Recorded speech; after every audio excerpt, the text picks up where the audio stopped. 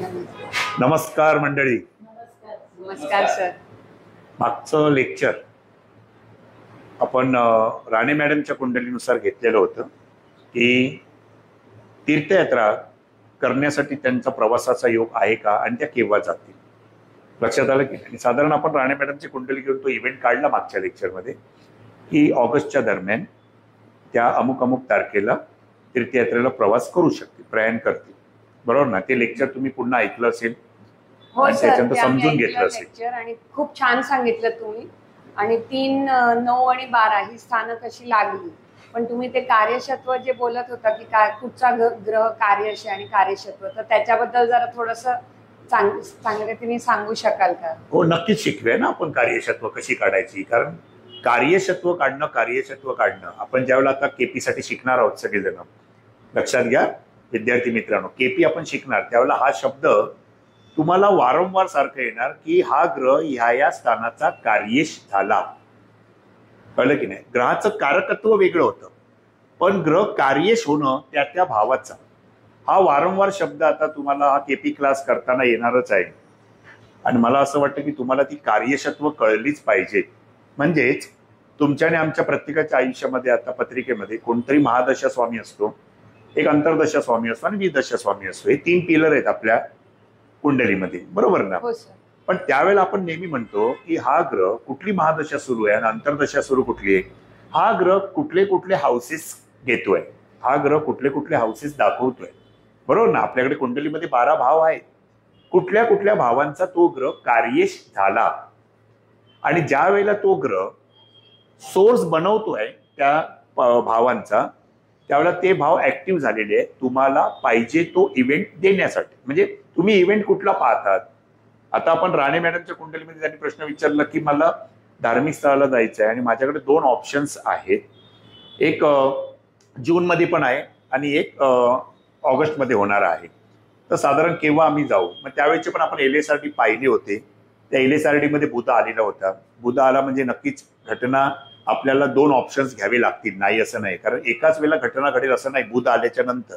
कारण बुध द्विस्वभावी ग्रह आहे ना. 2 घटना 2 शक्यता दाखवू शकतो, बरोबर की नाही. मग त्या अनुषंगाने आपण 2 शक्यता घेतली, एक जून किंवा ऑगस्ट साधारण केव्हा होईल, बरोबर ना. आणि आता सुद्धा आपण शक्यता त्यांनी आपल्याला बरोबर त्यांच्या महादशा आणि अंतर्दशा आणि विदशा या अनुषंगाने महादशा, अंतर्दशा स्वामी आणि विदशा स्वामी कुठल्या भावांचे कार्येश होत आहेत.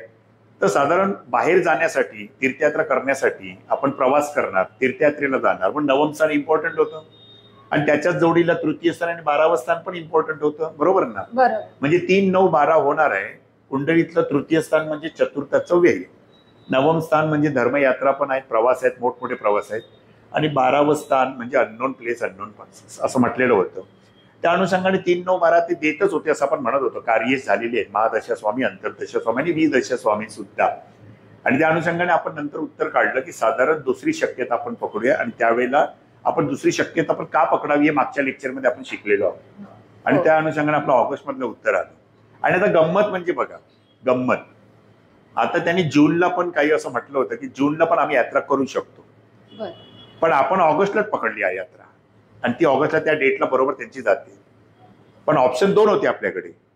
पण आता सध्याची परिस्थिती पाहता जूनला तसं यात्रा होणं सुद्धा त्यांचं कठीणच होतं असं मला वाटतं. कारण सध्या युद्धजन्य परिस्थिती पूर्ण देशभरामध्ये लागलेली आहे. त्या अनुषंगाने सगळी देवस्थानं, धार्मिक स्थळं सुद्धा अलर्ट केलेली आहे. त्यामुळे शक्यतो कोण असं वाटत नाही की आता लगेच कोण जातील, बरोबर ना. ही युद्धजन्य परिस्थितीची शक्यता आहे. मुद्दामून रिस्क घेऊ नये. म्हणजे दुसरी शक्यता आपण जी काढली होती आणि मागचं उत्तर आलं ऑगस्ट मधलं, हे अगदी बरोबर आहे असं मला वाटतं. राईट, ठीक आहे. आता लक्षात घ्या, तुमचा प्रश्न असा आहे की कार्यक्षत्व कशी काढली जातात. फार महत्वाचं आहे, लक्षात घ्या. हो, अगदी नक्की. कार्यक्षत्व का कशी काढली जातात ही आपल्याला प्रत्येकाला यायला पाहिजे, कारण तो केपीचा बेस आहे. कारण तुमच्या आणि आमच्या आयुष्यामध्ये प्रत्येकाच्या आयुष्यात महादशा, अंतर्दशा स्वामी आणि विदशा स्वामी आता रूल करतोय. तो रूल कुठल्या भावांना करतोय, कुठले भाव कार्येश करतोय आणि ते कुठले भाव काय दर्शवत आहेत. प्रत्येक दर्शवतो ना भाव तुम्हाला काहीतरी. आणि मग तुमचा प्रश्न कुठला आहे, तो प्रश्न त्या अनुषंगाने आहे का, मग त्याचं उत्तर तुम्हाला मिळणार का आणि ते इव्हेंट देण्यासाठी ते प्लॅनेट तयार आहेत का. म्हणजेच आपण मागच्या वेळेला मी तुम्हाला सांगितलंय ग्रह म्हणजे एक वृक्ष आहे आणि त्याचा नक्षत्र स्वामी, कारण केपी मध्ये आपल्याला ग्रह, नक्षत्र स्वामी आणि उपनक्षत्र स्वामी याचा विचार करायचा आहे. बरोबर. ग्रह म्हणजे वृक्ष, नक्षत्र स्वामी म्हणजे त्या वृक्षाला लागलेलं फळ आणि त्याच्यानंतर म्हणजे तुम्हाला मिळणारा रिझल्ट, आणि त्याच्यानंतर उपनक्षत्र स्वामी म्हणजे त्या वृक्षाची चव, म्हणजे तुम्हाला रिझल्ट खरंच कशा प्रकारे मिळणार आहे, पॉझिटिव्ह की निगेटिव्ह. बरोबर आहे. हे आपलं एक सिंपल सूत्र आहे. त्या अनुषंगाने आपण त्याचा सोर्स बनवायचा की आपला महादशा स्वामी, अंतर्दशा स्वामी आणि विदशा स्वामी, आणि महादशा स्वामीचा असणारा नक्षत्र स्वामी तो कुठे बसलाय सर्वप्रथम ते महत्वाचं आहे. कळलं की नाही? ह्याच्यात एक गोष्ट नेहमी लक्षात ठेवा, महादशा स्वामी कुठे बसलेला आहे आणि अंतर्दशा स्वामी सुद्धा कुठल्या भावात बसलेला आहे, या अनुषंगाने आपल्याला जास्ती फलित तो देणार आहे. लक्षात आलं? तर आता आपण सिंपल आजच्या लेक्चरमध्ये कार्यशत्व कशी काढली जातात याचा विचार करू, आणि ते उदाहरण आपण राणी मॅडमचीच कुंडली पकडून घेऊ, माहिती कुंडली फॉलो करू आपण पुढे. हो सर. राईट, बरोबर आहे. ठीक आहे. आता आपल्या समोर राणी मॅडमची कुंडली आहे. बरोबर आहे. आता राणी मॅडमची कुंडली आपल्या समोर असताना या ठिकाणी आपण दोन कुंडल्या मांडलेल्या आहेत. एक आहे लग्न कुंडली आणि एक आहे केपी कुंडली, भावचलित कुंडली. केपी कसप कुंडली, भावचलित कुंडली. केपी कसप कुंडलीचा आपण विचार जास्ती करायचा आहे. लक्षात घ्या. का? कारण कसपमध्ये, भावचलित मध्ये एखादा ग्रह ज्या ठिकाणी दिसतोय तिथे न दिसता तो आपलं स्थान त्याने बदललेलं असतं डिग्री वाईज. बरोबर ना? आपण हे बेसिक आणि पारंपरिक मध्ये सगळं शिकलेलं आहे की काही वेळेला काही भाव बदलतात नंतर. बरोबर, मागे जाऊ शकतो. मग तो ग्रह त्या अनुषंगाने फलित देतो. दिसताना तो तिथे दिसतो पण नंतर तो वेगळ्या स्थानात असतो. म्हणजे उदाहरण म्हणून बघा ना, आता गुरु तुम्हाला इथे कुठे दिसतोय? नवम भावामध्ये दिसतोय, साध्या लग्न कुंडलीमध्ये. बरोबर आहे, कन्या राशीमध्ये. परंतु भावचलित मध्ये गुरु कुठे आला? भावचलित मध्ये गुरु सिंह राशीमध्ये अष्टम स्थानामध्ये आला, म्हणजे तो 8व्या स्थानामध्ये फलित झाला. बरोबर ना? दिसताना आपल्याला इथे नवम स्थानात दिसतोय, पण केपी कुंडलीमध्ये तो कुठे आहे?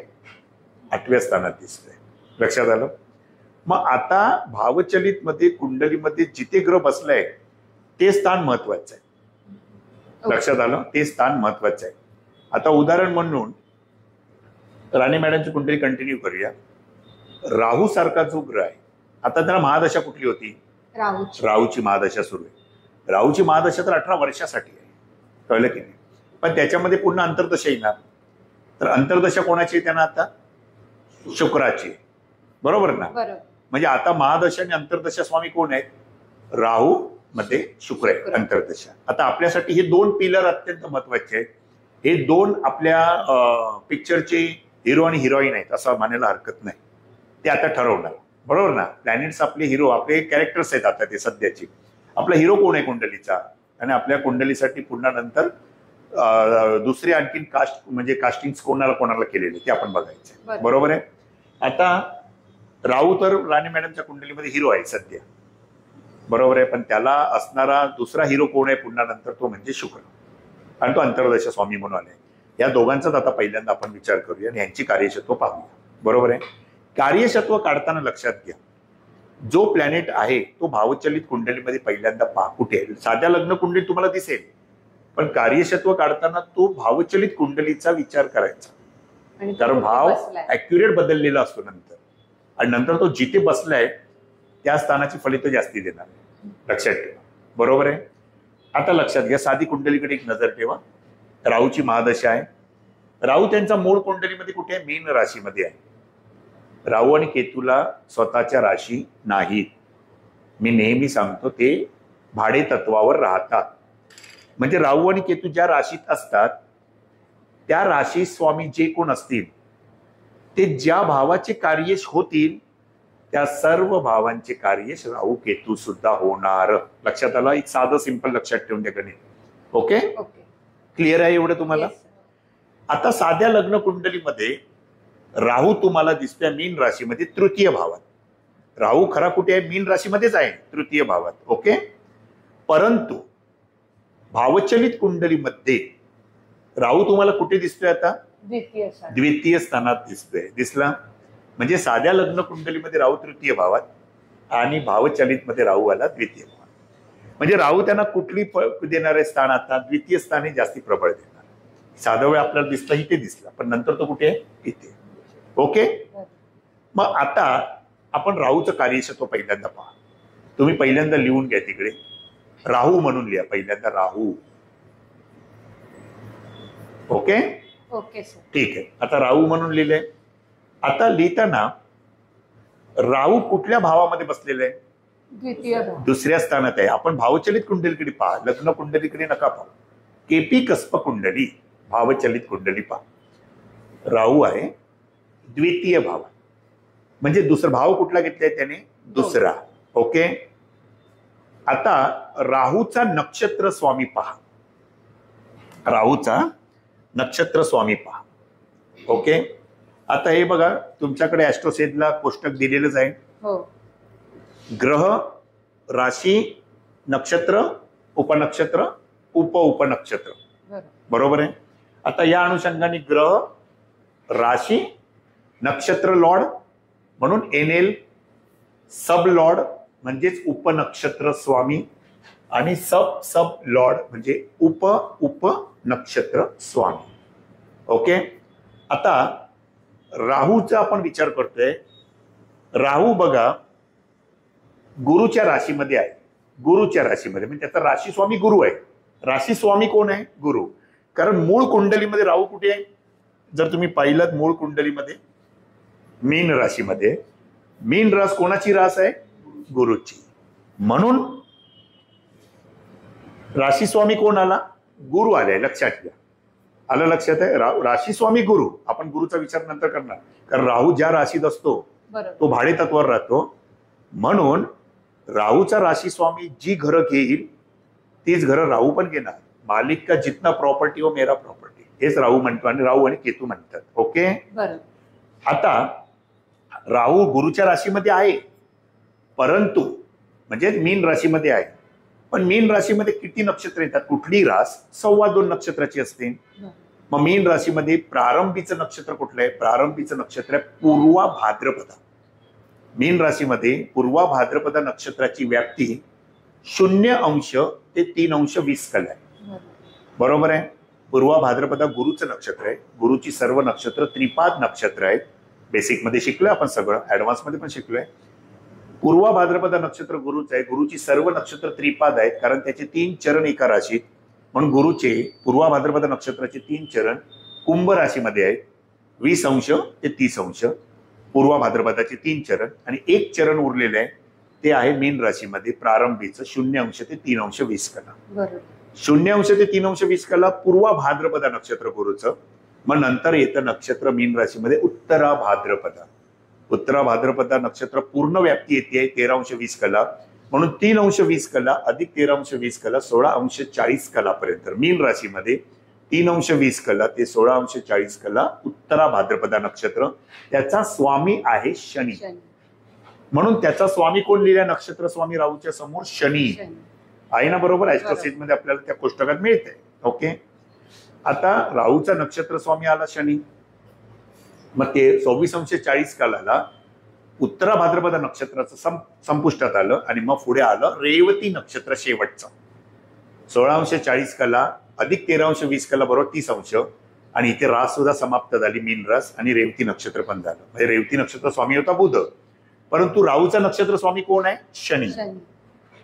आणि राहूचा उपनक्षत्र स्वामी कोण दाखवलंय बघा? उपनक्षत्र स्वामी सूर्य, रवी, आणि उपनक्षत्र स्वामी कोण आहे? शुक्र. ओके. बघा आता हा चार्ट नीट लक्षात घ्यायचा.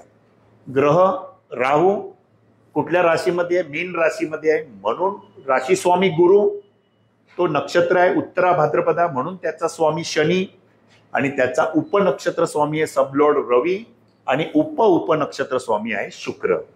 ओके. कळलं? आता लक्षात घ्या.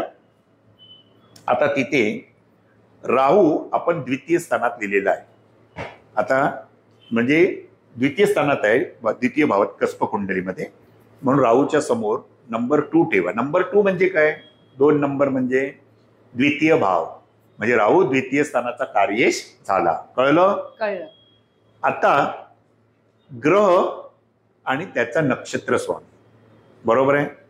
आता राहूच्याच खाली लिहा नक्षत्र स्वामी शनी, नक्षत्र स्वामी शनी. लिहिलात? हो. ओके. आता आपल्याला शनीचं कार्यक्षत्व घ्यायचंय. शनी बघा भावचलित कुंडलीमध्ये कुठे आहे? तृतीय भाव. बरोबर आहे. साध्या लग्न कुंडलीमध्ये पण शनी इकडेच होता, त्याने भाव बदलला नाही. तो भावचलित कुंडलीमध्ये पण तृतीय स्थानातच आहे. ओके. मग आता शनीच्या पुढे कार्यक्षत्व लिहायचं आहे. पहिल्यांदा ग्रह ज्या भावात आहे तो भाव लिहा. पहिला तो आहे तृतीय स्थान. म्हणजे नंबर काय लिहा? हे तृतीय स्थान आहे ना. 1 2 3.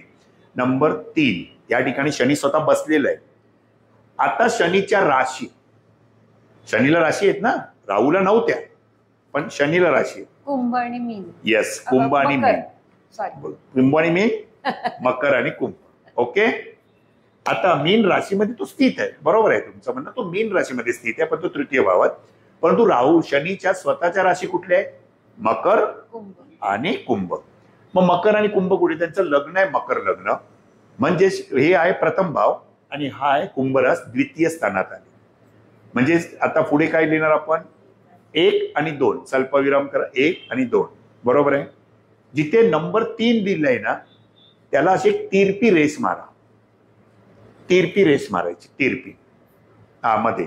ओके. म्हणजे तिथे तो ग्रह बसलाय तृतीय भावात, असा त्याचा अर्थ. नंबर 3 म्हणजे तृतीय भावात तो बसलेला आहे. ओके. आता तिरपी रेस मारली आणि त्याच्यानंतर पुढे आता लिहायचे शनीच्या राशी. शनी जिथे बसला तो भाव लिहिला. आता पुढे शनीच्या राशी. शनीच्या राशी मकर आणि कुंभ ही स्थानं म्हणजे प्रथम भाव द्वितीय भाव. मग तिरपी लाईन केली, त्याच्या पुढे लिहा 1 आणि स्वल्पविराम आणि 2. आलं? बरोबर आहे. म्हणजेच राहूचा नक्षत्र स्वामी शनी तो स्वतः तृतीय भावात बसलाय आणि 1 आणि 2 हे झालेलं आहे. बरोबर आहे स्थान. आता आपण शेवटी बाजूला पुढे लिहा शनीची दृष्टी. शनीला दृष्टी आहेत ना मित्रांनो, त्याच्यात पुढे लिहा शनी दृष्टी. शनीच्या दृष्ट्या किती आहेत? 3. कुठल्या कुठल्या आहेत? 3, 7 आणि 10. बरोबर आहे. म्हणजे शनी आपण जिथे बसलोय तिथून 3ऱ्या स्थानावर पाहतो, तिथून 7व्या स्थानावर पाहतो आणि 10व्या स्थानावर. शनी स्वतः तृतीय स्थानात बसलेले आहे. म्हणजे शनीची दृष्टी कुठे आली? एक पहिली तिसरी दृष्टी. हा, ही जी दृष्टी तुम्ही घेणार ना, दृष्टी ही तुम्ही लग्न कुंडलीनुसारच बघायची. भावचलित कुंडलीमध्ये तो ग्रह बदललाय, तो ज्या ठिकाणी बसलाय तो घेतला आपण. परंतु दृष्टीचा विचार करताना ती दृष्टी आपण लग्न कुंडलीवरूनच घ्यायची जिथे तो बसलाय. लग्न कुंडली, लग्न कुंडली तो तृतीय भावातच आहे आणि भावचलित मध्ये पण तृतीय भावातच आहे. म्हणून लग्न कुंडलीनुसार त्याची दृष्टी पहा. तर शनीला 3, 7, 10 दृष्टी आहेत. तर तिसरी दृष्टी त्याची 1, 2, 3 5व्या स्थानावर आहे. बरोबर आहे. पंचम भाव म्हणून लिहा पुढे शनीची दृष्टी पंचम 5. नंबर 5 म्हणजे पंचम भाव. शनीने 7वी दृष्टी सरळ तो समोर बघणार आहे म्हणजे नवम भाव. आणि शनीची 10वी दृष्टी ही 7वी दृष्टी 8, 9, 10. शनीची 10वी दृष्टी कुठे आहे? 12. म्हणजे शनीची दृष्ट्या कुठे आल्या? 5, 9, 12 या दृष्ट्या. लक्षात आलं? क्लिअर? आता लक्षात घ्या शनीचं जे कार्यक्षत्व आपण काढलेलं आहे त्या सर्व कार्यक्षत्व राहू घेणार.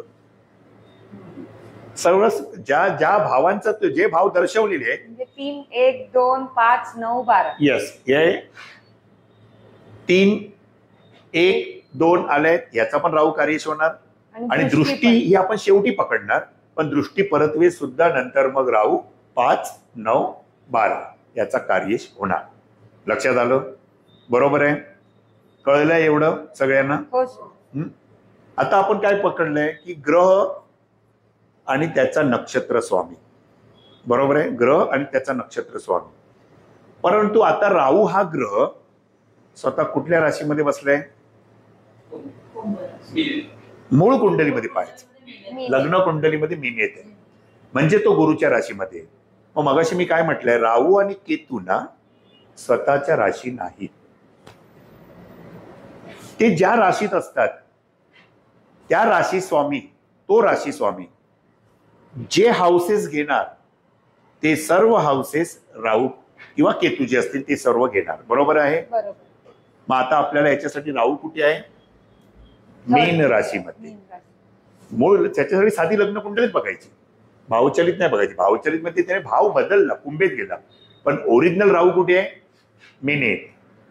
म्हणजे राहू कोणाचं काम करणार? गुरुचं. कारण मीन राशीचा स्वामी गुरु. म्हणजेच इथे आपल्याला गुरुचं कार्यक्षत्व काढावं लागेल. कारण राहू भाड्याने कोणाच्या घरात बसले? गुरुच्या राशीमध्ये. म्हणजे मालिक का भी निकालना पडेगा ना कार्यक्षत्व. मग आता काय करायचं? गुरुचं. मग आता खाली लिहा गुरु. लिहिलात गुरु? ओके. आता पहा, गुरु भावचलित कुंडलीमध्ये कुठे आहे? 8व्या स्थानात. परंतु साध्या लग्न कुंडलीमध्ये 9व भावात आहे. पण कार्यक्षत्व काढताना आपल्याला त्याला ज्या भावात बसलाय भावचलित मध्ये तो घ्यावा लागेल. मग गुरुच्या पुढे गुरु पहिल्यांदा स्वतः ज्या राशीत बसलाय, म्हणजे जिथे ज्या भावात बसलाय तो पहिल्यांदा भाव कुठला आहे? 8वं स्थान. अष्टम भाव आहे ना, हे 8वं स्थान आहे ना कुंडलीचं. हे प्रथम भाव, तर हा 8वा भाव. म्हणजे गुरु 8व्या स्थानात बसलाय. मग आता गुरुच्या समोर लिहा नंबर 8. आता त्याला तिरपी लाईन मारा, अशी क्रॉस. म्हणजे पहिल्यांदा तो इथे बसलाय 8व्या स्थानात. मग आता आपण काय घेणार नंतर? गुरुच्या राशी. गुरुच्या राशी कुठल्या आहेत? धनु आणि मीन. मग धनु रास कुठे आहे आणि मीन रास कुठे? कुठल्या भावात आहे ते पहा. 3 आणि 12. 3 आणि 12. Very good. मग आता पुढे काय लिहिणार? 3 आणि 12. बरोबर आहे. 3 स्वल्पविराम 12. यस ऋषी. होता की आता इथे तर राशी काही चेंज झालेल्या नाहीये किंवा काही रिपीट झालेल्या नाहीये. मग जेव्हा आपण राशी घेतो तेव्हा राशीच्या म्हणजे लग्न कुंडली बघायची किंवा केपी मध्ये बघायची राशी घेताना? आपल्याला राशी घेताना आपल्याला भावचलित मध्येच जायचंय. प्लॅनेट जिथे बसतात ते पण हो प्लॅनेट आता इथे बसलाय. परंतु आता काही वेळेला असं होईल की एखादी राशी लुप्त पण होते. लुप्त होते म्हणजे ती राशी दिसतच नाही, कारण तो भावच त्याने घेऊन ठेवलाय, दुसऱ्या राशीने व्याप्त केलेला आहे. मग एखाद्या वेळेला एकच राशी आहे त्याची, मग तोच भाव घ्यायचा आपण. बरोबर आहे. आता आपल्याला गुरु कुठे बसलेले आहे? भावचलित मध्ये 8व्या स्थानात, म्हणून आपण अष्टम भाव घेतला, आपण 9वा भाव नाही घेतला. कारण गुरुने काय केलंय? गुरुने भाव बदलला ना. भावचलित मध्ये इथे आला, स्पष्ट भाव केल्याच्या नंतर एक कुंडली आली समोर. पहिल्यांदा ग्रहस्थिती ही दिसत होती, परंतु भाव स्पष्ट केले लग्न कुंडलीनुसार, तेव्हा जाऊन त्या ग्रहाने आपापल्या स्थानं बदलली थोडी. म्हणून आता गुरु कुठे आला? 8व्या स्थानात. म्हणून गुरुचं कार्यक्षत्व काढताना आपण काय केलं? नंबर 8 गुरु जिथे स्थित आहे तो नंबर 8 लिहिला. मग एक तिरपी लाईन मारायची आणि त्याच्या पुढे गुरुच्या राशी धनु आणि मीन त्या आहेत 3 आणि 12 या भावात, म्हणून पुढे लिहिलं 3 आणि 12. ओके. आता गुरुचा नक्षत्र स्वामी आपल्याला पाहावं लागेल. बरोबर आहे. गुरुचं कार्यक्षत्व काढताना गुरुचं एक पहिल्यांदा आपण कार्यक्षत्व काढलंय, परंतु गुरुचा नक्षत्र स्वामी तो इम्पॉर्टंट आहे. ह्याच्यात गुरुची दृष्टी पण बघायची, तो नंतर घेणार. आता आपण जाऊया स्टेप बाय स्टेप. नक्षत्र स्वामी. आता लिहा गुरुचा नक्षत्र स्वामी. आता पहा मित्रांनो, गुरुचा नक्षत्र स्वामी. मूळ कुंडलीमध्ये गुरु कुठे आहे? मूळ कुंडलीमध्ये गुरु 9व स्थानात आहे, कन्या राशीमध्ये. कन्या राशीमध्ये कुठली नक्षत्र येतात?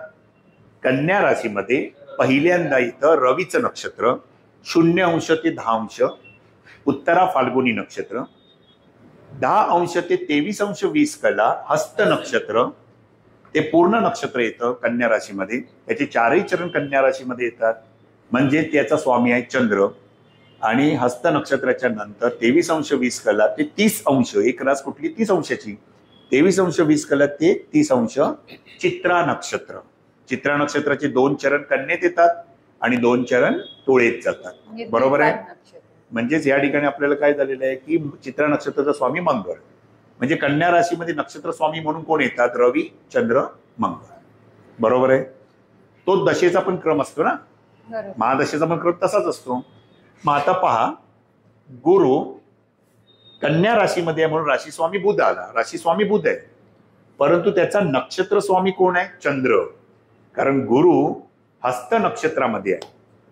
म्हणजे याचाच अर्थ गुरुची व्याप्ती किती डिग्रीवर असणार? 10° ते 23°20 कलाच्या आतमध्ये, म्हणून तो आला चंद्र. ओके. मग नक्षत्र स्वामी कोण लिहिलाय आपण? चंद्र. आता आपण नक्षत्र स्वामीचं कार्यक्षत्व काढूया. ओके. चंद्र हा स्वतः सुद्धा कुंडलीमध्ये 8व्या स्थानातच आहे, सिंह राशीमध्ये. आणि भावचलित मध्ये सुद्धा चंद्र 8व्या स्थानातच आहे. म्हणून लिहा पुढे, नक्षत्र स्वामी चंद्र 8व्या स्थानात स्थित आहे. बरोबर आहे. आता तिरपी रेष मारा. त्याची रास आहे ती सप्तमात. बरोबर आहे. त्याच्या पुढे आता त्याची रास कुठे आहे? सप्तमात. चंद्राला एकच रास आहे, मग ती आहे कर्क रास 7वं स्थान. म्हणजे चंद्राने काय दिलेलं आहे? 8 आणि 7. बरोबर आहे. म्हणजेच आता गुरुचं कार्यशत्व बघा किती आहे, कुठली कुठली भाव दिले त्यांनी गुरुचे? 8, 3, 12. ओके, 8, 3, 12 आणि नक्षत्र स्वामी चंद्र म्हणजे तेच आहे. म्हणजेच पुन्हा 8 आणि 7. म्हणजेच गुरु 3, 8, 12 आणि 7 याचा कार्यशत्व आहे. आता गुरु 3, 7, 8, 12चा कार्य होतो आहे. याचाच अर्थ राहू सुद्धा गुरुच्या राशीमध्ये स्थित असल्यामुळे राहू सुद्धा गुरुने जे हाऊसेस घेतलेले आहेत ते सर्व राहू घेणार. लक्षात आलं? आता तुम्ही म्हणाल जवळजवळ राहू तर सगळीच हाऊसेस घ्यायला लागलेले आहे पूर्ण. ओके, ठीक आहे. त्याच्या गमती जमती आपण नंतर बघायचं, लगेच आपल्याला काय आपण शिकणार नाही. ओके, कालानुरूप आपण तयार होऊ. कालाय तस्मै नमः. ओके, काळच काय तो सांगेल. आता गुरुची दृष्टी, बरोबर आहे. गुरुच्या कार्यक्षेत्रामध्ये गुरुची दृष्टी आपण शेवटी पाहणारच आहोत. काही वेळेला आपण दृष्टी परत्वे सुद्धा ग्रह जर त्या क्षणाचा कार्य होतोय तर आपल्याला म्हणतो ना कुठेतरी याच्यामध्ये एक श्वास आहे निर्माण झालेला आहे.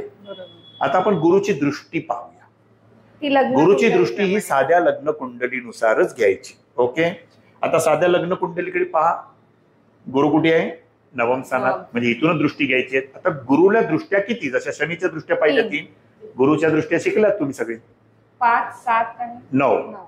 गुरु ज्या स्थानात बसलाय तिथून 5व्या स्थानावर दृष्टी ठेवतो, 7व्या स्थानावर ठेवतो आणि 9व्या स्थानावर.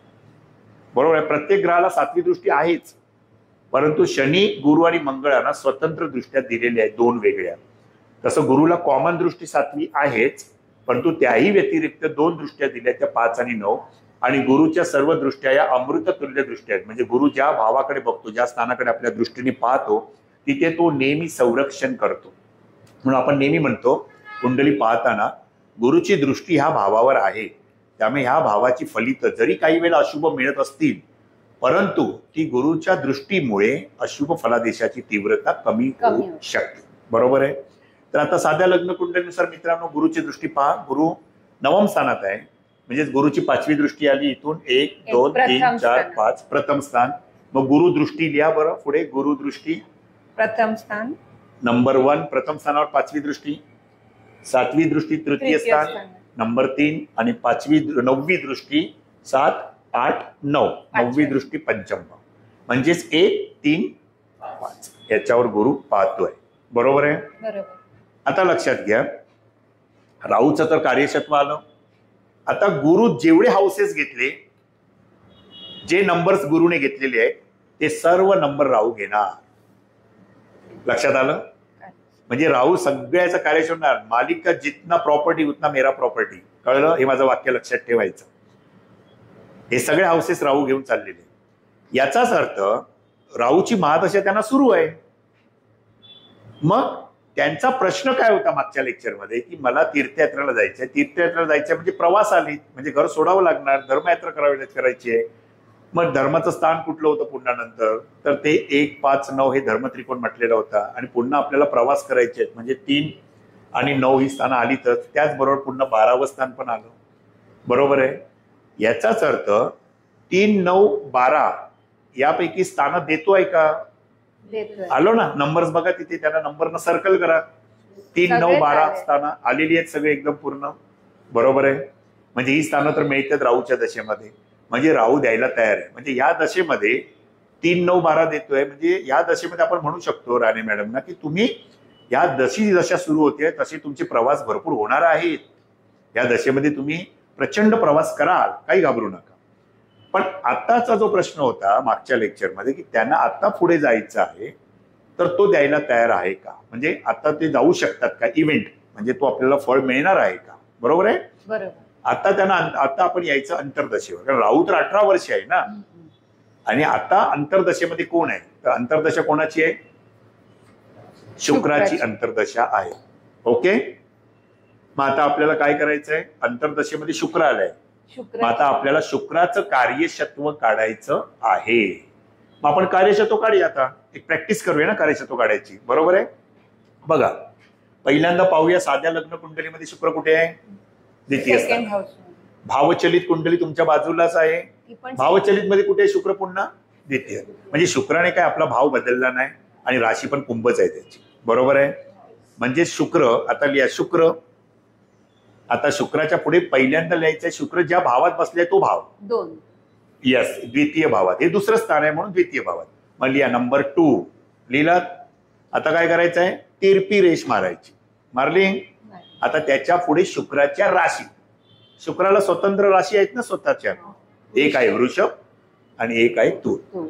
आता पहा बरं, वृषभ रास राशीचक्रातली दुसरी रास आणि तूर रास राशीचक्रातली 7वी रास. म्हणजे नंबर 2 आणि 7 कुठे दिसतोय तुम्हाला, 5व्या स्थानात. नंबर वृषभ रास आहे पंचम भावात, तूळ रास आहे दशम भावात. इथं भाव फिक्स आहेत आपले. म्हणजे शुक्राने काय दिलंय, आपण हाऊसेस कुठले लिहिणार, पंचम आणि दशम, बरोबर आहे. म्हणजे शुक्र स्वतः द्वितीय स्थानात, नंबर 2 तिरपी रेष मारा आणि मग नंबर 5 आणि नंबर 10 आले. हो सर. ओके, चला आता आपल्याला शुक्राचं तर काढलं, पण शुक्र इथे कसं आहे, ग्रह नक्षत्र स्वामी, बरोबर आहे. कारण ग्रहापेक्षा त्याचा नक्षत्र स्वामी पहिलं फलित देतो. कधी पण लक्षात घ्या, तुमचा ग्रह म्हणजे शुक्र आता कुठच्या त्याचा नक्षत्र स्वामी काय ना, आणि तो जिथे बसलाय ते पहिल्यांदा फलित मिळणार तुम्हाला त्या दशेत. आपण कधी पण म्हणतो ना, एखादा वृक्षाचं फळ कसं आहे ते इम्पॉर्टंट आहे ना, मग फळ म्हणजे नक्षत्र स्वामी, राईट. आता पाहूया शुक्राचा नक्षत्र स्वामी कोण आहे. आता शुक्र आहे मित्रांनो कुंभ राशीमध्ये. आता हे करता करता तुमची जरा 2 वर्षाची प्रॅक्टिस पण होते ना, बेसिक आणि ऍडव्हान्सची. बघूया ज्ञान किती कोणाचं आहे ते. शुक्र कुंभ राशीमध्ये आहे, परंतु कुंभ राशीमध्ये पहिल्यांदा कुंभ रास डोळ्यासमोर आला आणि कुंभ एक रास नेहमी आपण म्हणतो 2.25 नक्षत्रांची, बरोबर ना. टोटल नक्षत्र 27 आणि आपल्याकडे राशी 12. 27 नक्षत्र 12 राशींमध्ये विभागली तर प्रत्येक रास किती नक्षत्राची आली, 2.25 नक्षत्राचीच आहे, बरोबर ना. मग आता कुंभ राशीमध्ये कुठली नक्षत्र येतात, आरंभ कुंभ राशीमध्ये. यस ऋषी, गुरु शनी आणि बुध, मंगळ राहू आणि गुरु. मंगळ राहू आणि गुरुची नक्षत्र, बरोबर आहे. बघा, मकर रास जिथे संपते तिथे धनिष्ठा नक्षत्र येतं, पंचांग पण तुमच्या समोर असतं. आता तुम्हाला पंचांग बघायची गरजच नाही, कारण तुम्ही त्या लेवलला आले 2 वर्षात. आता मकर राशीमध्ये धनिष्ठा नक्षत्र आहे आणि मग धनिष्ठा नक्षत्र मंगळाचं, आणि मंगळाची सर्व नक्षत्र काय, मृगचित्रा धनिष्ठा ही द्विपाद नक्षत्र आहेत. त्याचे 2 चरण एका राशी, 2 चरण दुसऱ्या राशी. म्हणून धनिष्ठा नक्षत्र मकरेत पण येतं आणि कुंभेत पण येतं. म्हणून मकरेत त्याची व्याप्ती आली 23°20 कला ते 30°. मग तसं 2 चरण इथे त्याने पूर्ण केले, तर उरलेले 2 चरण, कारण एक नक्षत्र नेहमी 4 चरणांचं असतं ना, 2 चरण त्यांनी इथे पूर्ण केले. मग 2 चरण राहिले कुठे, तर 2 चरण घेऊन गेला तो कुंभ राशीत. मग कुंभ राशीमध्ये एक चरण नेहमी 3°20 कला, 2 चरण म्हणजे 6°40 कला. याचाच अर्थ तिसरं आणि चौथं चरण कुंभ राशीमध्ये गेलं धनिष्ठा नक्षत्राचं. म्हणजे 0° ते 6°40 कला कोणाचं आलं, धनिष्ठा नक्षत्र कुंभ राशीमध्ये. धनिष्ठा नक्षत्र मंगळाचं म्हणजे स्वामी मंगळ. मग मंगळाच्या नंतर कोण येते, पुन्हा राहू दशेमध्ये सुद्धा. मग राहूचं नक्षत्र, मग शतभिषा शततारका नक्षत्र. मग शततारका नक्षत्राची व्याप्ती 6°40 कला ते 20°. त्याचे पूर्ण शततारका नक्षत्र राहूचं नक्षत्र, सगळी नक्षत्र चतुष्पाद नक्षत्र आहेत.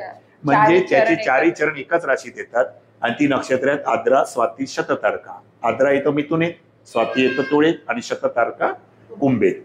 म्हणजे त्याचे पूर्ण 4ही चरण म्हणजे 6°40 कला अधिक 13°20 कला 20°. म्हणजे 20°पर्यंत कुंभ राशीमध्ये शतभिषा शततारका नक्षत्र. त्याच्या पुढे 20°च्या नंतर उरलेत राशीचे 10° अजून 30°ची एक रास. म्हणजे 10°ची व्याप्ती कोणाकडे आली, पुन्हा नंतर मंगळ राहू आणि मग येतो महादशेमध्ये गुरु. म्हणजेच गुरुचं नक्षत्र पूर्वा भाद्रपदा. गुरुची नक्षत्र 3 आहेत, बरोबर ना. प्रत्येक ग्रहाला 3 नक्षत्र दिले, 9 ग्रहांना, 9 त्रिक 27. म्हणजेच गुरुची नक्षत्र काय आहेत, पुनर्वसू, विशाखा आणि पूर्वा भाद्रपदा. पण ही सर्व त्रिपाद नक्षत्र आहेत. याचे 3 चरण एका राशीत आणि 1 चरण एका राशीत. म्हणून कुंभ राशीमध्ये पूर्वा भाद्रपद नक्षत्राची व्याप्ती 20 अंश ते 30 अंश, म्हणजे त्याचे 3 चरण कुठे आले? कुंभ राशीमध्ये, आणि 1 चरण गेला मीन राशीमध्ये. आता पाहूया बरं, शुक्र कुंभेत जो आहे तो राशीत होता, कुंभरास म्हणून राशी स्वामी शनी, बघा शुक्र शनी, आणि नक्षत्र स्वामी दिलाय राहू. याचाच अर्थ शुक्र ह्यांचा कुंभ राशीमध्ये 6:40 कला ते 20 अंशाच्या मध्ये आहे, म्हणून तो आला शततारक नक्षत्र, म्हणून नक्षत्र स्वामी दिलाय राहू. म्हणजे शुक्राचा नक्षत्र स्वामी कोण आहे? राहू. ओके, चला आता खाली लिहा, शुक्राच्या खाली नक्षत्र स्वामी शततारका लिहून ठेवा, म्हणजे तुम्हाला कळेल राहू. ओके, शुक्र शततारका नक्षत्रामध्ये राहू. आता तुम्ही राहूचं काढलेलंच आहे तुम्ही चार्ट, बरोबर आहे? राहूचं तुम्ही स्क्रिप्ट बनवलेली होती ना पहिल्यांदा, बघा. आता राहू स्वतःच कुठे बसलेला होता? द्वितीय भावामध्ये आहे ना, द्वितीय भावामध्ये, म्हणजे 2 तास त्याने स्थान घेतलेलं आहे. आणि राहूचा नक्षत्र स्वामी कोण होता? शनी, बरोबर आहे. मग राहूचे ते सर्व जे आपण भाव लिहिलेले आहेत ते सर्व भाव आता तुम्ही डायरेक्ट लिहू शकता तिकडे, बरोबर आहे. बघा राहू कुठे आहे? द्वितीय भावात, बरोबर आहे. म्हणजेच याचाच अर्थ जर आपण पाहिलं तर नक्षत्र स्वामी म्हणून आपण पुढे आपण पाहू, शुक्र स्वतः द्वितीय भावात बसला होता. मग शुक्राचा 5 आणि 10 आले राशी शुक्राच्या. नक्षत्र स्वामी राहू, नक्षत्र स्वामी आले राहू, बरोबर आहे. आता राहूने दिलेले 3, 9, 12, 7, 8, बरोबर आहे. आणि त्याच्यात 1 आणि 5 आणि 7, म्हणजे इथे फक्त लक्षात घ्या, इथे नंबर 3 लिहिलंय तर नंबर 2 करा तिकडे, कारण राहू स्वतः भावचरित मध्ये द्वितीय भावात आहे ना, बरोबर आहे. आता पुन्हा नंतर राहू गुरुच्या ज्याच्यामध्ये होता राशीमध्ये, बरोबर आहे. राहू काय होता? गुरुच्याच राशीमध्ये होता, बरोबर की नाही. आता राहू गुरुच्या राशीमध्ये असल्यामुळे या ठिकाणी राहू गुरुच्याच राशीमध्ये होता, म्हणून आपण जर विचार केला गेला तर साधारण 1 मिनिट,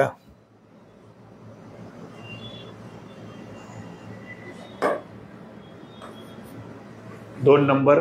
ओके, राहू गुरुच्याच राशीमध्ये होता. याचाच अर्थ गुरु ज्या ज्या भावाचं कार्य झालं त्या भावाचा राहू पण होणार आहे, म्हणजे शुक्र पण होणार कार्य. ओके, आता हे सगळे भाव आपण तिथे लिहिलेले आहेत, पण आपल्याला आवश्यक भाव कुठले आहेत मित्रांनो? आवश्यक भाव आहेत 3, 9, 12. कारण इव्हेंट काय म्हणतोय, कुठला इव्हेंट पाहतोय की तीर्थयात्रेला जाणार का, म्हणजे प्रवास आहे, बाहेर जाणार, घर सोडणार. घर सोडणार म्हणजे आपण तृतीय भावाला स्थानं लागलीच पाहिजे. यस, ती स्थानं ते हाऊसेस देत आहेत काय प्रकर्षाने. मग आपल्यासाठी महत्वाचं आहे तृतीय स्थान पण महत्वाचं आहे, बरोबर की नाही, राईट. आपल्यासाठी महत्वाचं आहे तृतीय स्थान पण, कारण हे चतुर्थाचं व्यय आहे. घर सोडणार ना तीर्थयात्रा जाणार, घरातून पुढे तीर्थयात्रा होणार, बरोबर आहे. 9वं स्थान पण आलं तीर्थयात्रेचं, आणि 12वं स्थान पण आलं. शुक्र सुद्धा आपल्याला 3, 9, 12 देतोच आहे, देतोय शुक्र सुद्धा, राईट, बरोबर ना. मग आता आपल्याला 3, 9, 12 मिळालेलं आहे, म्हणजे राहू महादशे शुक्र अंतर्दशा नक्की द्यायला तयार आहे, म्हणजे ही अंतर्दशा देणार. आता राहू महादशे शुक्र अंतर्दशा ही 3 वर्षासाठी येते, बरोबर आहे. तुम्हाला मी शिकवलं होतं कुठल्या महादशेमध्ये कुठली अंतर्दशा किती काळ असेल, असा मी तुम्हाला फॉर्म्युला दिलेला होता, बरोबर आहे. म्हणजे आपण लगेच पंचांग न बघता सुद्धा आपण काढलं पाहिजे राहू महादशे शुक्र अंतर्दशा किती वेळ. तर काही नाही, सिंपल होतं काय, राहू महादशा मल्टिप्लाय गुणाकार करायचा शुक्र महादशा. राहू महादशा विषुत्री महादशेत किती वर्ष असते? 18 इयर्स, बरोबर आहे. 18 इयर्स मल्टिप्लाय पुन्हा नंतर शुक्र महादशा किती वर्ष असते? 20 वर्ष. म्हणजे झाले किती? 18 × 20 360, बरोबर आहे. 360. 360 मधले 36 बाजूला काढा, आणि जे पाठी 1 डिजिट राहील त्याला मल्टिप्लाय 3. 3 झिरो तर झिरोज, पण राहिले 36 पुढे. हे 36 काय आहे? मंथ्स. 36 मंथ्स, 36 मंथ्स, 36 महिने म्हणजे 3 वर्ष. म्हणजे राहू महादशा शुक्र अंतर्दशा किती काळ येणार? 3 वर्षासाठी. आता 3 वर्षासाठी ती राहणार आहे. मग 3 वर्षात इव्हेंट केव्हा? ते आता शुक्र अंतर्दशेत आहे. मग आता त्याच्यासाठी आपण 3 पिलर जे म्हटले होते, 3 पिलर, महादशा, अंतर्दशा आणि विदशा. आता विदशा कुठली होती त्यांना चालू आता सध्याच्या काळामध्ये आपण मागच्या लेक्चरमध्ये पाहिलं आहे, मागच्या लेक्चरमध्ये की जून पर्यंत एखादी विदशा होती. कुठली होती? राहूचीच विदशा जून पर्यंत आहे. म्हणजे आता महादशे, अंतर्दशा आणि विदशा कोणाची आहे राणे मॅडमना? शुक्र, राहू महादशा, शुक्र अंतर्दशा आणि राहू विदशा. आता राहू, शुक्र, राहू हे तिघेही कनेक्ट होतातच आहेत, 3, 9, 12 देतातच आहेत. येस. आता त्याच्यानंतर जूनच्या नंतर काय लागणार होती? गुरु. आता गुरु सुद्धा कार्यक्षत्व काढलंय, 3, 9, 12 देतोच आहे. बरोबर आहे. म्हणजे पुढे येणारी जी अंतर्दशा आहे, राहू महादशेत, शुक्र अंतर्दशा आणि गुरु विदशा, ही सुद्धा त्यांना बाहेर जाण्यासाठी आमंत्रित करते आहे. इव्हेंट द्यायला तयार आहे, त्या जाऊ शकतात. त्याप्रमाणे आपण मागच्या लेक्चरचा व्हिडिओ पण तुम्ही पाहू शकता. बरोबर आहे. त्याच्यामध्ये आपण काढलंच होतं उत्तर की ऑगस्ट मध्ये ते जाणार आहे. बरोबर आहे. मग आता हे करण्यासाठी आपल्याला कृष्णमूर्तींनी काय म्हटलेलं आहे, हे जे प्रत्येक भाव आहेत, या प्रत्येक भावाचा सबलॉर्ड महत्वाचा आहे. सबलॉर्ड, उपनक्षत्र स्वामी. मग प्रत्येकाचा उपनक्षत्र स्वामी दिलाय. तुम्ही जो इव्हेंट पाहताय तो इव्हेंट कुंडलीच्या कुठल्या भावावरून होऊ शकतो, त्याचा उपनक्षत्र स्वामी घ्यायचा आहे. आता आपल्याला तीर्थयात्रा पाहायची होती. तीर्थयात्रा आपण हे नवम स्थानावर पाहतच होतो, म्हणून आपण नवम स्थानाचा सबलॉर्ड पाहत होतो. कोण होता? आता तुम्ही ऍस्ट्रोसेज मध्ये गेलं की टेबल रेडी दिलेलं आहे तुम्हाला सगळ्याचं. तर नवम भावाचा उपनक्षत्र स्वामी बघा, जे भाव दाखवलेत प्रत्येक भाव स्पष्ट दिलेले आहेत, त्याचा उपनक्षत्र स्वामी कोण आहे? कोण आहे? गुरु आहे. त्याचा उपनक्षत्र स्वामी होता गुरु. बरोबर आहे. मग गुरु हा त्याचा उपनक्षत्र स्वामी होता नवम भावाचा. मग नवम भावाचा उपनक्षत्र स्वामी जर 3, 9, 12 यापैकी स्थानांचा जास्तीत जास्त कार्यश होतच असेल तर ती व्यक्ती नक्की जाऊ शकते त्या टायमिंग मध्ये. बरोबर आहे. मग आता उपनक्षत्र स्वामी स्वतःच गुरु आहे. आणि मागच्या लेक्चरमध्ये आपण पाहिलं होतं, ज्यावेळेला आपण ती कुंडली सॉल्व्ह करत होतो त्यांचा प्रश्न, त्यावेळेला नेमकं नक्षत्र होतं पुनर्वसू. बघा मागच्या वेळेचं लेक्चर आठवा. चंद्र मिथुनेत होता, त्या दिवशीचा चंद्र मिथुनेत गुरुच्याच नक्षत्रात होता, पुनर्वसू नक्षत्रात. आणि बरोबर गुरु त्यांचा सबलॉर्ड आला, बरोबर उपनक्षत्र स्वामी. म्हणजेच उपनक्षत्र स्वामी गुरु बरोबर होता. त्याने आपल्याला मदत दिलेली होती रोलिंग प्लॅनेट्सने की केव्हा जातील. मग गुरु आता पुढे येतोच आहे जून पासून विदशेमध्ये, आणि गुरु सुद्धा कार्यश होतोच आहे 3, 9, 12चा. म्हणजेच या ठिकाणी आपण काढलं की राहू महादशे, शुक्र अंतर्दशा आणि गुरु विदशा या कालावधीमध्ये त्या नक्की जाऊ शकतील. बरोबर आहे. आणि तो इव्हेंट आपण नंतर एका दिवसापर्यंत पण पोहोचलो. ती तारीख 29 ऑगस्ट काहीतरी आपण काढली होती. 29 ऑगस्टला चंद्र त्या दिवशीचा हा स्वतः तुळ राशीमध्ये होता आणि राहूच्या नक्षत्रामध्ये होता, शततारका नक्षत्र. आता चंद्र तृतीय स्थानातून त्यांच्या राशी कुंडलीनुसार जाणार होता, कारण प्रवास हे तुमचे तृतीय स्थानावर पण पाहिले जातात.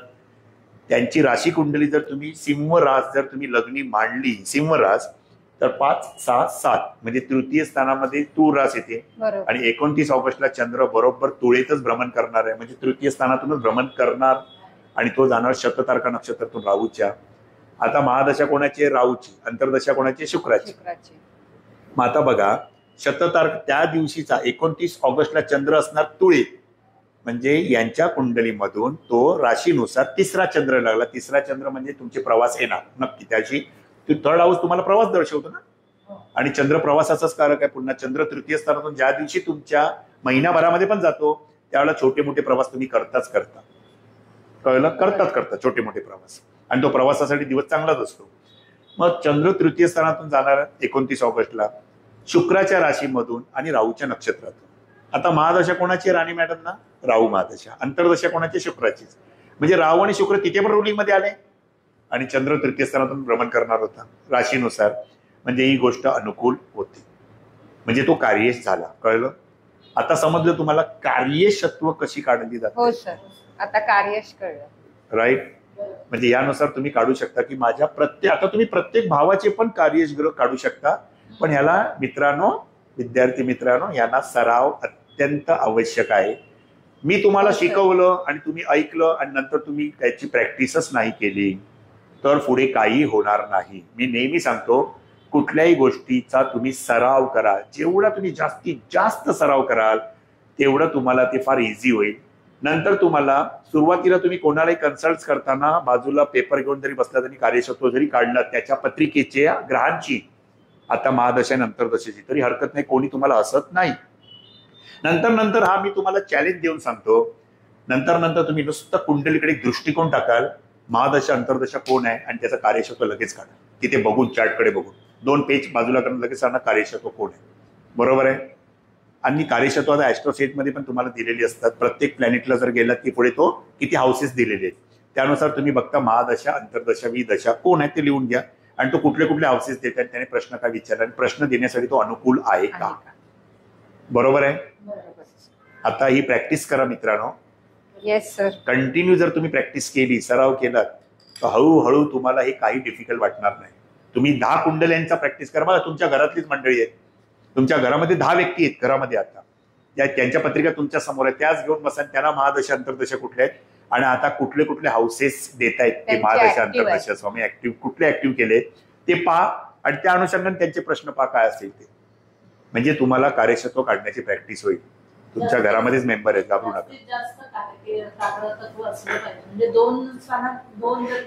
तो प्लॅनेट मॅक्झिमम जर याचा कार्यक्षेत्र तो इव्हेंट करतो. प्रश्न असेल त्या स्थानाची कार्य झाली, तो ग्रह कार्य झालेला आहे का देतोय, त्या स्थानाच्या विरुद्ध देतोय का स्थान, तर मग कार्यात अडथळे आणणार, मग होणार नाही. बरोबर आहे. बरोबर. आणि जसं मी तुम्हाला जादूची कांडी सांगितली मागच्या लेक्चरमध्ये, त्यावेळेची मी रुलिंग प्लॅनेट्स पण घेतलेली होती आणि रुलिंग प्लॅनेट्सने पण उत्तर आपल्याला दिलं होतं त्यावेळेला तो केव्हा जाईल.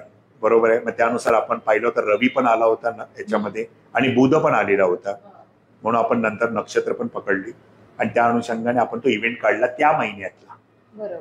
सिंह राशीमध्ये सुद्धा शुक्र पण होता रुलिंग मध्ये. मागच्या लेक्चर पहा पाहिजे तर शुक्र पण रुलिंग मध्ये होता त्यावेळेला. आणि महिन्यासाठी आपण नेहमी रवीला पाहतो आणि महिन्याभरातला दिवस असेल तर चंद्राला काढतो, दिवस बघतो. पण पुढे काही महिन्यांमध्ये दिवस होणार आहे, म्हणजे पुढे 3-4 महिन्यामध्ये घटना घडणार आहे, म्हणून आपण रवीला घेतलं.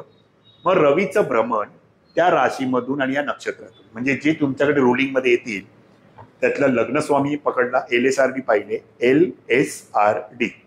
लग्न स्वामीला आपण 100% दिले, नक्षत्र स्वामीला 75%, राशी स्वामीला 50% आणि पुन्हा डे स्वामीला आपण 25% दिले.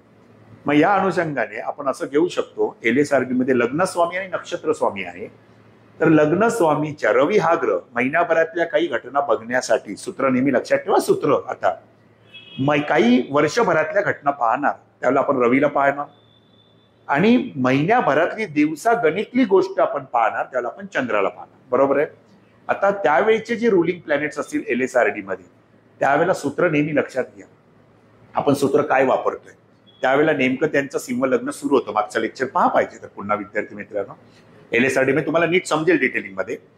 LSRD मध्ये रवी होता, लग्न होतं सिंह लग्नच, म्हणजे रवी आला होता सिंह रास म्हणजे स्वामी रवी, आणि शुक्र पण होता. पण बुध आलेला होता आणि बुधाला ऑलरेडी आपण पाहिलं तर 2 दाखवत होता शक्यता, आपण बाजूला ठेवलं आणि शुक्राला पण विचारात घेतलं.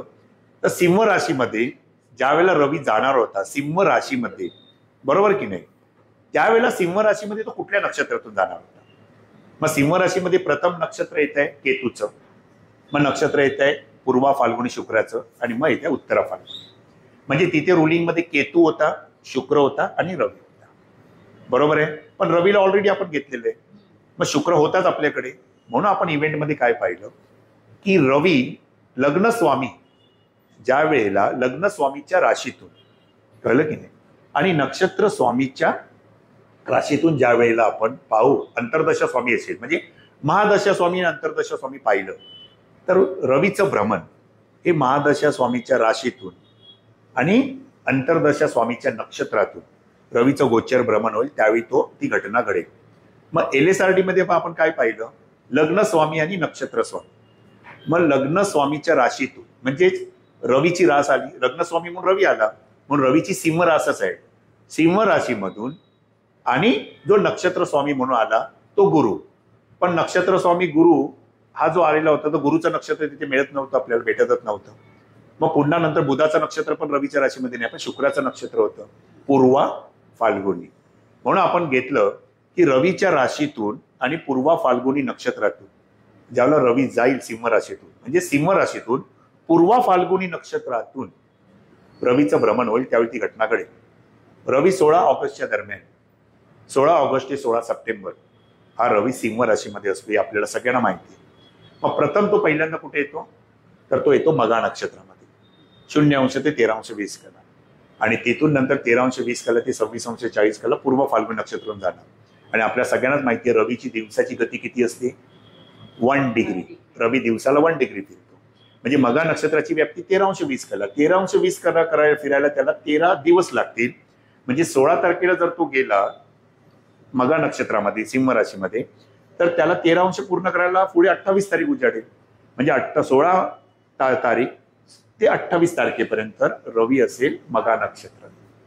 मग नंतर 29 तारखेपासून तो केव्हा येईल, तर तो जाईल नंतर पूर्वा फाल्गुनी नक्षत्र. म्हणजे 29 ऑगस्ट ते पुढे पुन्हा नंतर तिथून जर सुरू होईल 29, 30 आणि 31 ऑगस्ट पण येतोय ना तिकडे, आणि ते 10 तारीख म्हणजे 29, 30, 31 हे 3 दिवस, आणि ते 10 तारीख पुढचे सप्टेंबर. म्हणजेच 10 सप्टेंबर पर्यंत कुठे असणार, 29 ऑगस्ट ते 10 सप्टेंबर 13 दिवस. 13°20 कलेचं एक नक्षत्र, म्हणजे तो 13 दिवस कुठे असणार, पूर्व फाल्गुनी नक्षत्र 10 सप्टेंबर. आणि 10 सप्टेंबर पासून पुढे कुठे असणार, तो नंतर जाणार तो उत्तरा फाल्गुनी नक्षत्राकडे. बरोबर की नाही? म्हणजे ह्या अनुषंगाने तो बरोबर 29 तारखेला पूर्व फाल्गुनी नक्षत्र जात होता, आणि 29 तारखेला चंद्र सुद्धा त्या दिवशीचा चंद्र हा तो रास, शुक्राची रास आणि स्वाती नक्षत्र राहूच्या नक्षत्रातून जाणार होता. म्हणजे त्यांना महादशा राहू आणि शुक्र हे चंद्राने पण कनेक्ट केले आणि रवीने पण कनेक्ट केले. तो महिना दाखवला रवीने आणि तो दिवस दाखवला चंद्राने. बरोबर आहे? या अनुषंगाने हे सगळं करण्यासाठी आज तुम्हाला थोडंसं अवघड वाटेल, परंतु या सगळ्या गोष्टी कार्यशत्व काढणं ही एक प्रॅक्टिस आहे. तुम्ही स्वतःची कुंडली ठेवा पुढ्यामध्ये, आणि स्वतःच्या कुंडलीचे सगळ्या भावांचे ग्रह कोण कोण कार्यश होत आहे ते काढायचं. आज अभ्यासासाठी काय घ्यायचं की आपली स्वतःचीच कुंडली पहिल्यांदा ठेवा, दुसऱ्यांची बाजूला ठेवा. तुम्हाला स्वतःची कुंडली आहे प्रत्येकाची. प्रथम भावापासून 12व्या स्थानापर्यंतचे प्रथम भावाचे कार्यश ग्रह, द्वितीय भावाचे कार्यश ग्रह, तृतीय भावाचे कार्यश ग्रह, चतुर्थ भावाचे कार्यश ग्रह, पंचम, षष्ठ, सप्तम, अष्टम, नवम, दशम, लाभ आणि 12व द्वादश स्थान, या सर्व भावांचे कार्यश ग्रह काढायचे. लक्षात आला? अभ्यास आहे तुमच्यासाठी. पुढच्या वेळेला मला तो दाखवायचा, म्हणजे प्रॅक्टिस होऊन जाईल. कळलं की नाही? बरोबर आहे? प्रथम भाव काढा. आता प्रथम भाव इथे मकर लग्न, बरोबर ना? म्हणजे शनीची रास आहे, मग त्यात असणारे ग्रह. बरोबर आहे? तर मग या अनुषंगाने जरा प्रॅक्टिस करा, आणि मग तुम्हाला प्रत्येक ग्रहाचं कार्यशत्व काढायला समजेल. मग आता हा अभ्यास म्हणून घ्या. मग भेटू आपण लवकरच पुढच्या भागामध्ये. तोपर्यंत नमस्कार.